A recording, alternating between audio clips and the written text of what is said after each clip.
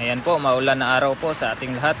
For today's video po, may gagawin po tayo na isang TV na old model. Ito po ay brand ng Hyundai. So ang nangyari po dito ay natamaan po yata ng kidlat. Kaya pinalitan ko na lang po ng ibang board. So gumamit po tayo yan ng universal board po na yung nabibili. At yun po yung kanyang dating board or makina. So pinalitan natin, kaya yun, okay na po. Buong makina po yan ang pinalitan natin.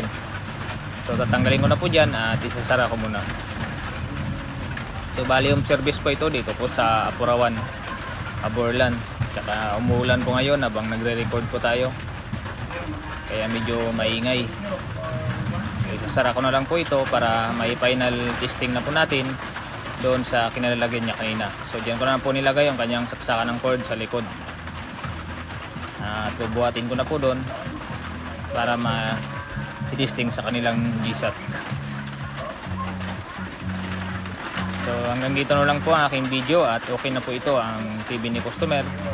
So maraming salamat po ma'am sa pagtitiwala po na magawa po ang inyong unit.